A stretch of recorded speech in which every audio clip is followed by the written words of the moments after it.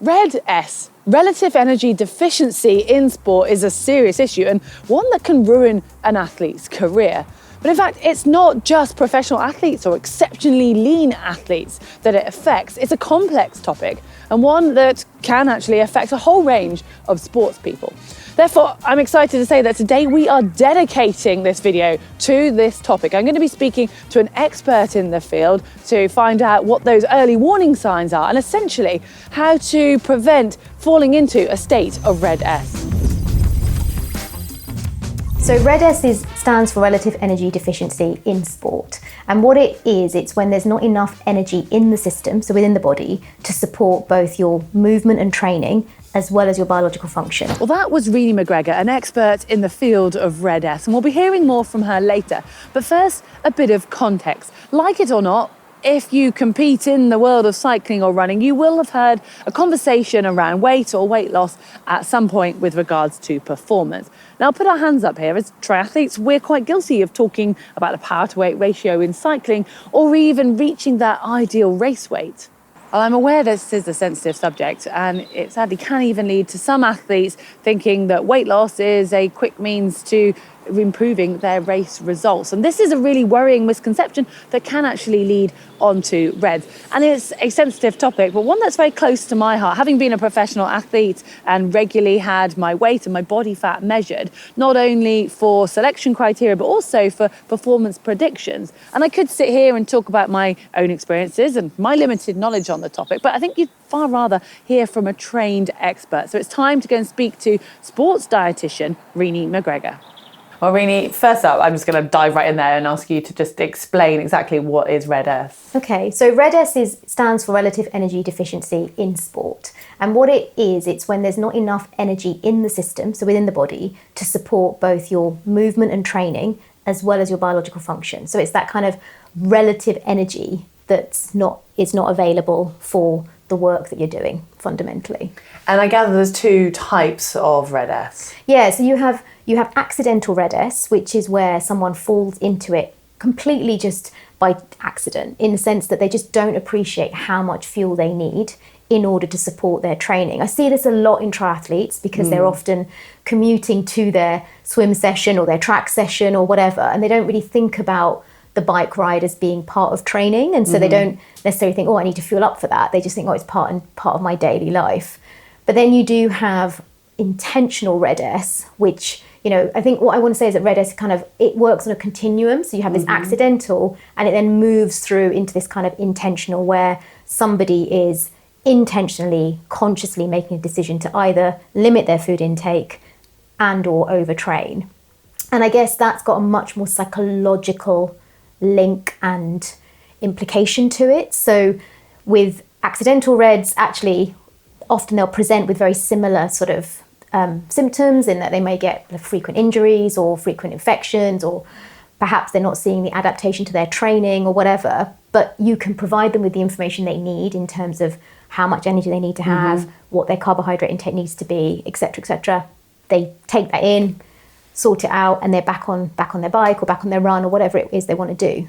When you have intentional Reds, you're basically working with disordered eating disorder. So it's a lot more complicated, and there's a lot more behavioural aspects to it. And I guess often this is where it can get complicated in terms of the sports culture feeding into it, the environment of sports feeding into it, the sort of modern society feeding into it. So it's a little bit more complicated to work with. It's still completely, you know, you can work with individuals, you can get them to recover, but it is a little bit more complicated. Okay. Before we delve into some of those symptoms you've just mentioned, what, obviously Red-S is a relatively new term that was sort of coined back in 2014, I think I'm right in saying. How did it come to that, and what was it previously? So before Red-S was a term that we've all used now so frequently, it was known as the female athlete triad. So it was very much female focused, and what we were seeing is, and it was actually Barbara Drinkwater who identified the American collegiate female athletes. There was this link between low energy availability, so not sufficient energy going in, affecting amenorrhea, so affecting their menstruations. They were amenorrheic, which means they had no periods, and this then had a negative effect on their bone health, so they were a much higher risk of stress fractures.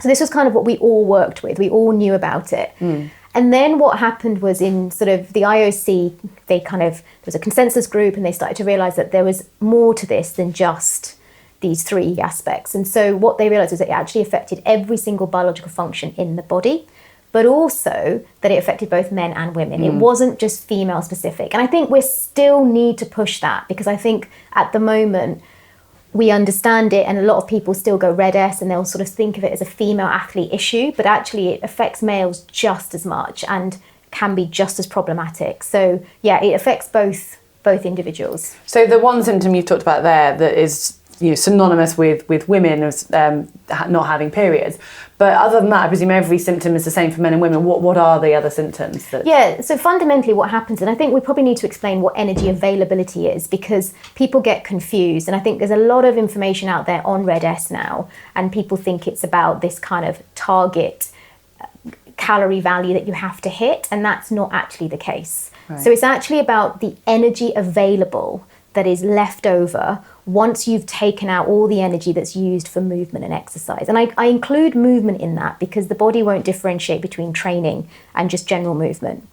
But once you've removed that energy, it's whatever's left over. And if that is not sufficient to allow for biological function, that's when we start to this down-regulation of biological function. So it affects the hypothalamus. You get a down-regulation of the hypothalamic pituitary axis. So this is why it affects both men and women. Right. Now, in women, that might be a direct effect on your menstrual cycle. And it is much more sensitive in women because women we are programmed to reproduce. So our body is much more sensitive to low energy availability. It will respond a lot quicker. Okay. But the human body generally is biologically biased to prefer being in an energy balance. So when you don't have sufficient energy in the system, it starts to put in these compensatory behaviors, which is this down regulation of the metabolic rate. Right. So some of the symptoms you'll see are, you might notice that you are picking up a lot more infections because you get a depressed immune system.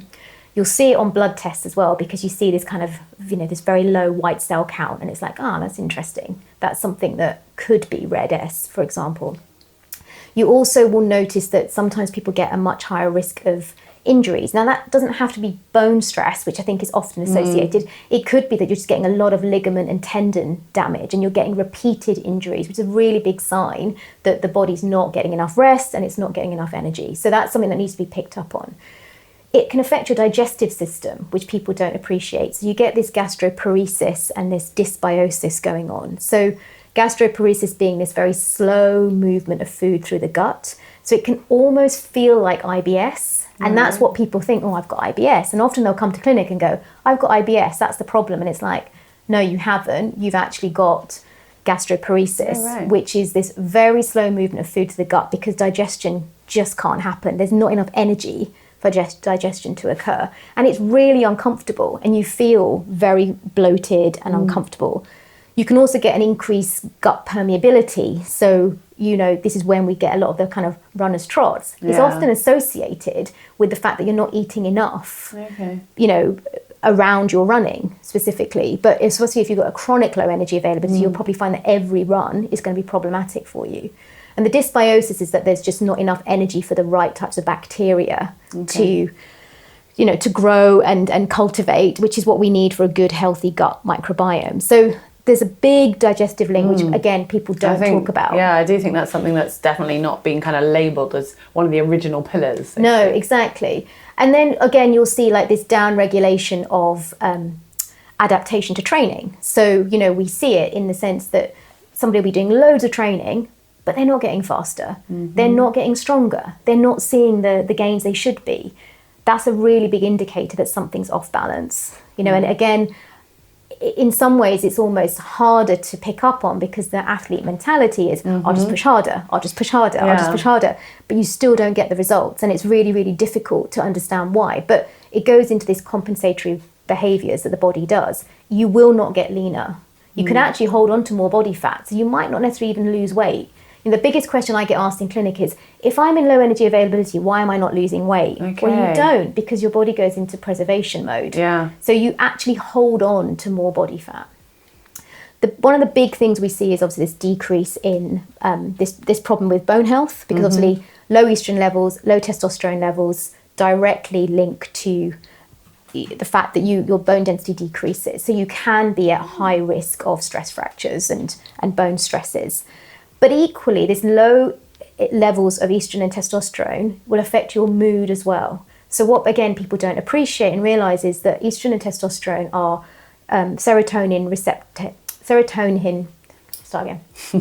estrogen and testosterone are serotonin uptake receptors.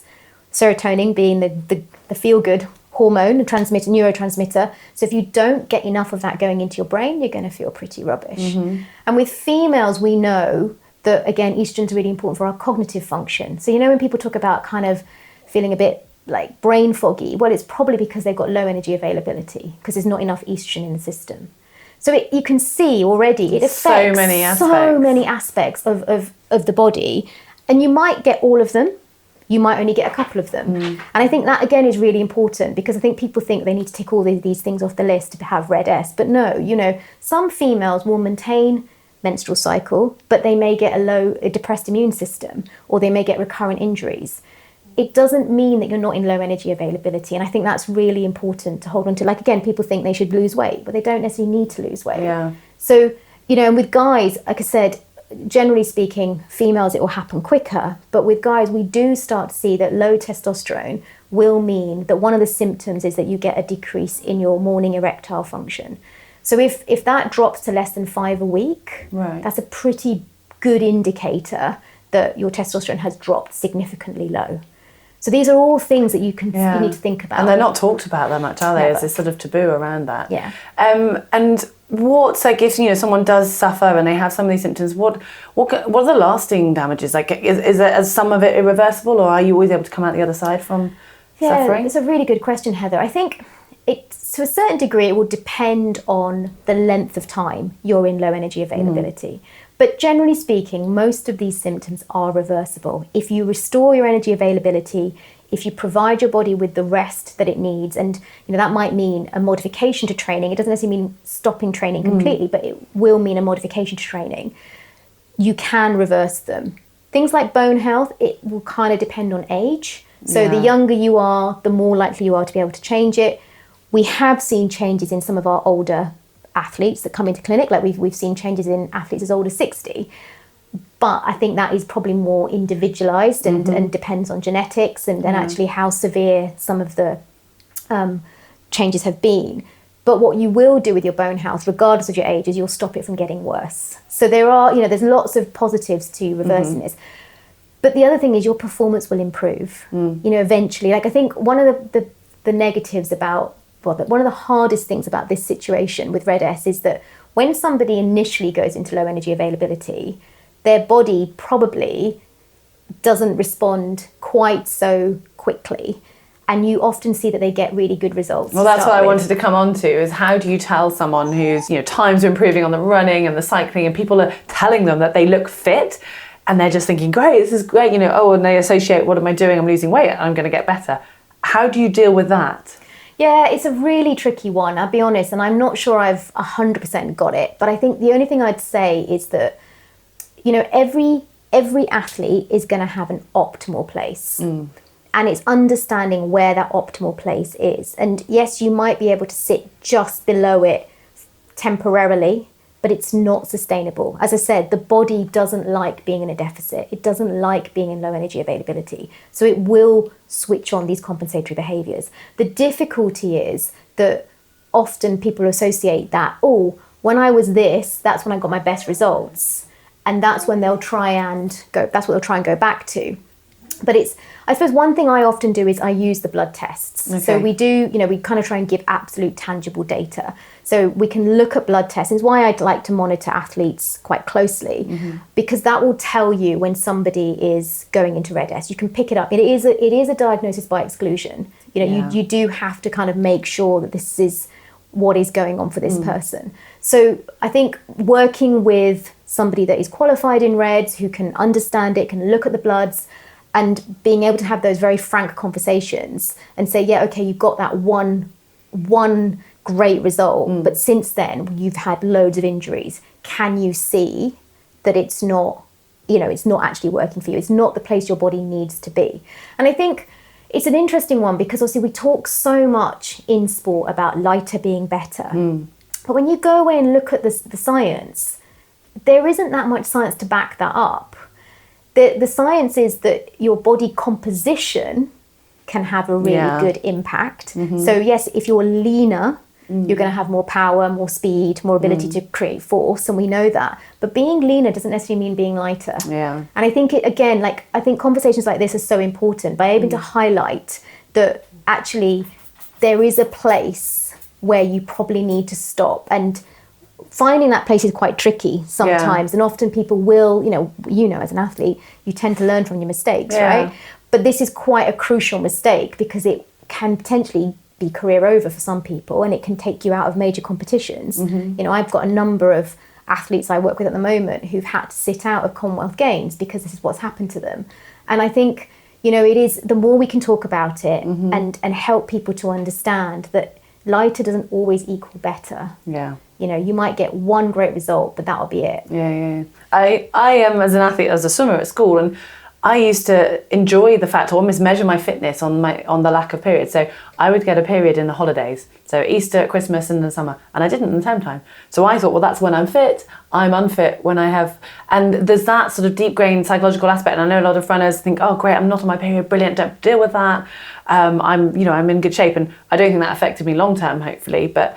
It's interesting how that mindset amongst female athletes, because obviously men can't measure it like that, that's deep grained. Totally. I was talking to an athlete yesterday, I was talking to a gymnast yesterday, and she said exactly the same thing. She's like, I got my period when she was sort of 15, and she's like, I immediately associate that with being fat, which is so wrong. It's so wrong, isn't it? And yet it is still the conversation. I think things are changing. I think there's a lot more chat, a lot more conversations, there's a lot more athletes coming forward sort of saying it's not okay to not have a period, and it's not. And I think we need to be really clear that this is a natural period. Like if you're on the pill... that's the final question I wanted to go on to. Go on. If you're on the pill, that's not a period. That's a withdrawal bleed. And there's lots of different types of pill as well. So if you're on the combined oral contraceptive pill, which is the one that has estrogen and progesterone on it, in it, often you take that for 21 days, then you take a break, and that's when you get a bleed. That is a withdrawal bleed. That is not a period. And it's really important to highlight that.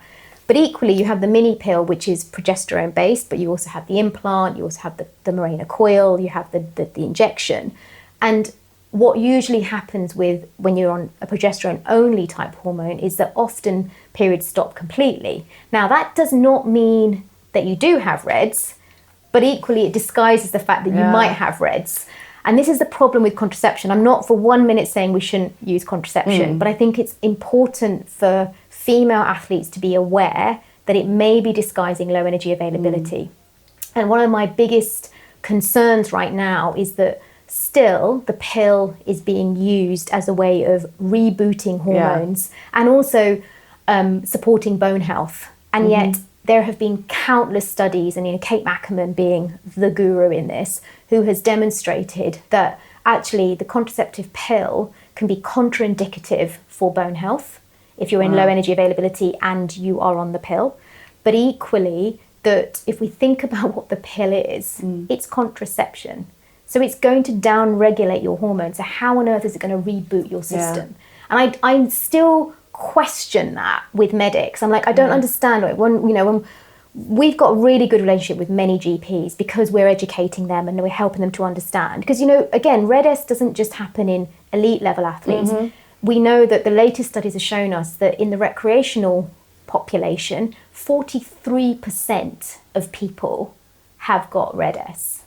Okay. Which is huge, right? 43% of recreational athletes have RED-S, have low energy availability and RED-S. So it's not just the elite population, it is actually probably the recreational athletes that are much more concerned. And when I talk about recreational athletes, I mean anybody like myself who takes their running seriously, but I don't compete at a high level, but I do take my running seriously. That sort of individual is highly susceptible because, again, we live in a world where we're constantly told that we need to achieve, we need to be leaner, we need to, have hit a certain time, and that's how we'll be accepted. So I was saying right at the beginning, RED-S is, the psychological aspect is not, it is something that we need to consider. It's the sports culture that needs to change, but also we all have to become self-aware about how modern society, how social media, how all these things impact how we think, and then the impact that has on our behaviour. Yeah. Well, it's such a massive topic. I think we've hopefully opened the conversation more. Well, thank you so much for your time, really. It's fascinating. Thank you. Well, I don't know about you guys, but I found that fascinating. It just goes to show what a complex and potentially sensitive topic it is. But I really feel the more we can talk about it openly, the more we can help prevent others from potentially falling into a state of red S. Well, a massive thank you to Renee, and I recommend checking out some of her work in this topic if it's something you want to know more about. If you have enjoyed it, do give us a like, and remember you can hit that globe and subscribe to get all of our GTN videos.